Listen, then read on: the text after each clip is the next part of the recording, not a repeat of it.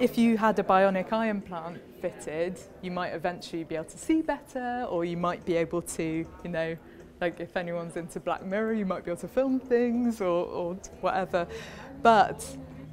it could result in the formation of cysts on the eye, which could actually even lead to things like blindness. So this sort of imagines the procedure that you might have to remove the implant and take away the cyst.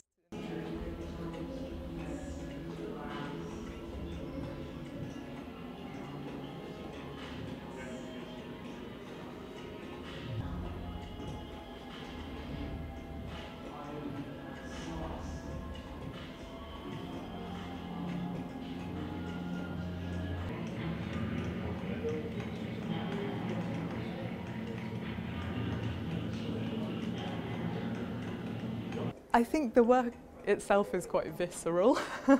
and I think there's that thing often where you're presented with new biological tech and it's all very sort of like new and shiny and exciting,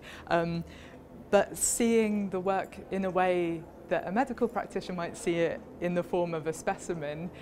is quite different, because I mean, when I look at this I think about what's going on inside my own body.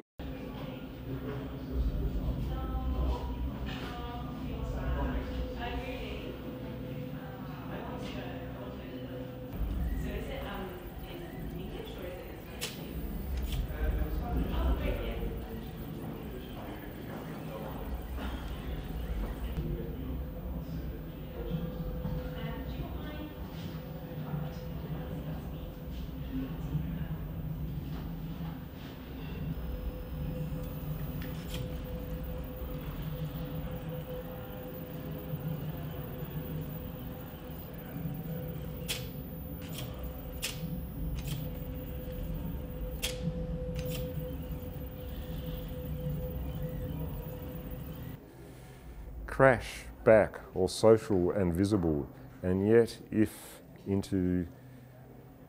turbulence, the computer permeated in multiple worlds, it can frighteningly simulate some of the things that we have always taken for granted, like our signatures, our handwriting as being this sort of imprint of who we are, of our essential selves, and that's being taken away from us in that sense. And in the history of technology, there's some really interesting moments as we develop these technologies and we start to question the boundaries about what it is actually to be human, what makes us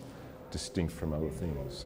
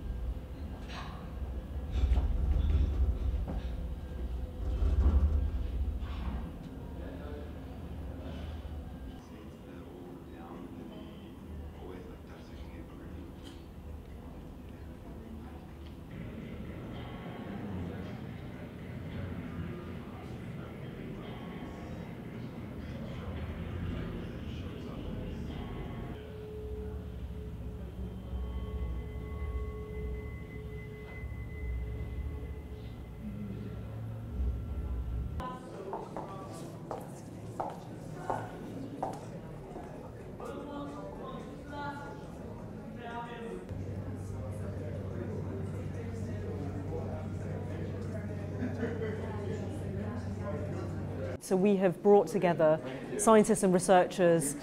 from King's College London and artists to explore some of these really important issues, and visitors will see art exhibits that ponder on the future of human repair and alteration, that ask questions about whether we might live forever in the future and what that means, that ask about whether our body parts are an integral part of us or can be outside of us, and what that does to the idea of life and the way that we think about our human health.